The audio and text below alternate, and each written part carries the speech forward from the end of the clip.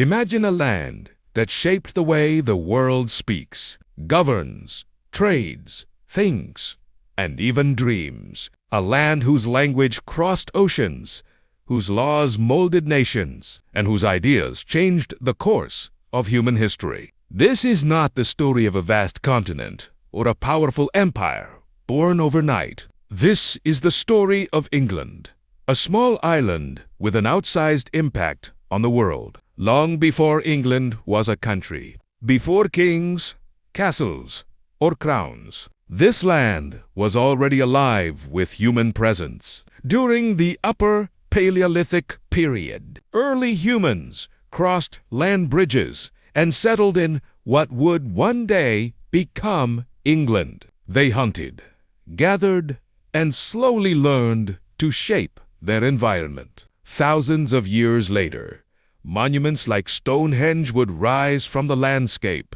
silent witnesses to a complex society capable of engineering, astronomy, and ritual. Even today, their true purpose remains a mystery, reminding us that England's story begins with questions still unanswered. As centuries passed, Celtic tribes came to dominate the region. They lived in small communities, deeply connected to nature and guided by spiritual beliefs led by druids. There was no single nation, no unified rule, only land, tribes, and traditions. Many of England's rivers, hills, and regions still carry Celtic names, a subtle but lasting imprint of these early peoples. Everything changed in the year 43 AD when the Roman Empire invaded the island. With them came roads, cities, laws, and order. They founded Londinium,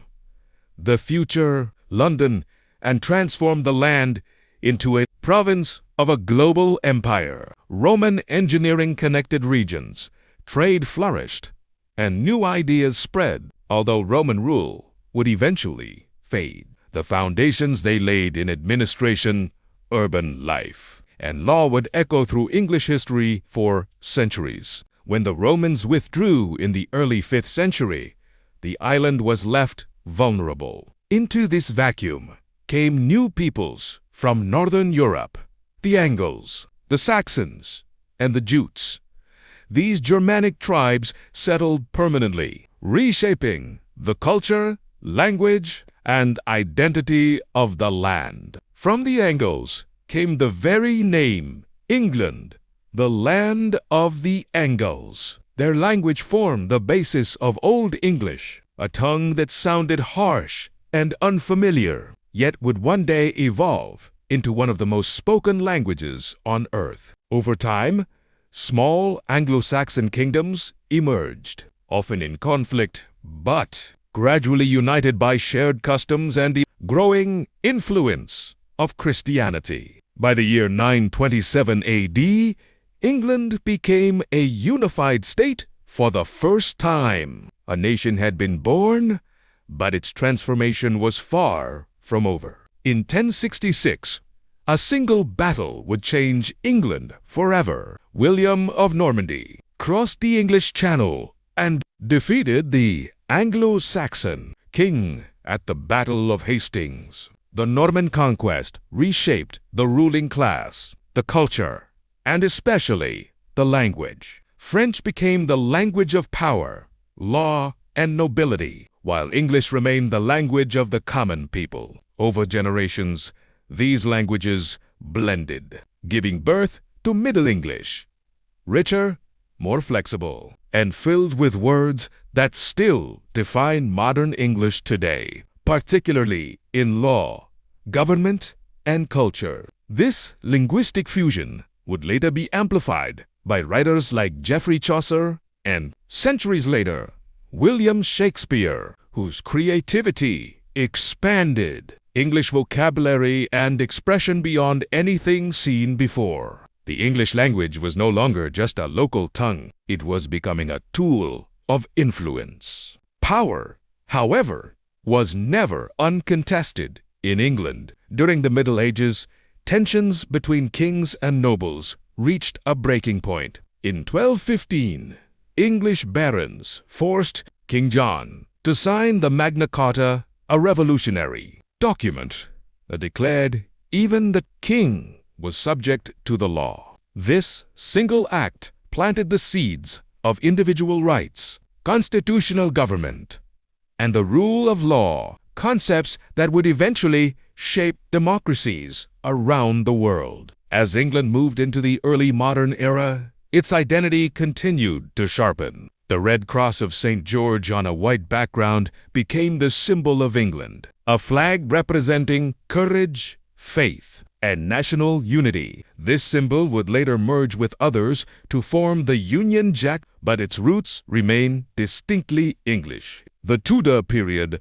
marked another dramatic turning point. King Henry VIII, in a clash of power and belief, broke away from the authority of the Catholic Church and created the Church of England. This decision reshaped religion, politics, and society, placing the monarch at the center of both church and state. Under his daughter, Queen Elizabeth I, England entered a golden age. The navy grew stronger, arts and literature flourished, and England began to look outward, toward the seas and the wider world. The centuries that followed were marked by conflict and transformation. Civil war erupted between the monarchy and parliament, leading to the execution of a king, an unthinkable act at the time. When the monarchy returned, it did so with limits. England was no longer ruled by absolute power. The parliamentary system emerged stronger than ever, becoming a model admired and adopted far beyond its borders.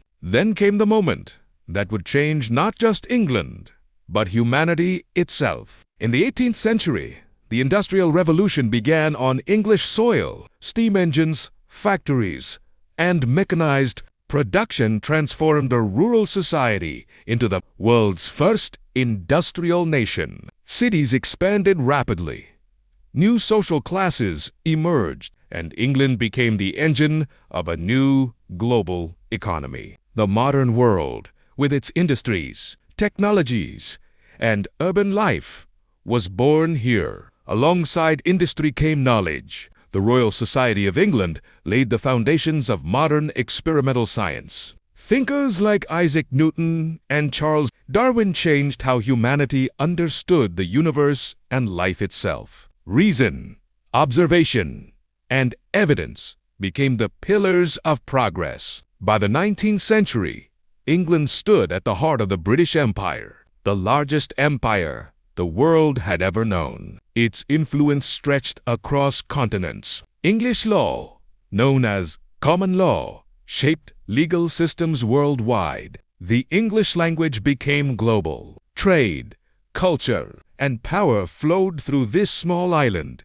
to nearly every corner of the planet. The 20th century brought immense challenges. England played a decisive role in both world wars, standing at the center of global conflict and resilience. After 1945, the empire declined. Colonies gained independence, and a new chapter began. England adapted once again, embracing social reform, democracy, and a modern identity within the United Kingdom. Today, England's power is no longer defined by empire, but by influence. Its language connects billions. Its political traditions guide governments. Its culture, science, sports, and ideas continue to shape the world. From ancient stones to digital cities, from tribal lands to global influence, England's story is not just the history of a nation. It is the story of how the modern world was made. And understanding England is, in many ways, understanding ourselves. England's story didn't end with empires or revolutions. It continues every time we speak its language, follow its laws, or live within systems it helped create. If this journey through history changed the way you see the world, make sure to like this video, subscribe to the channel, and stay with us for more stories that shaped humanity. History is not in the past. It's happening now.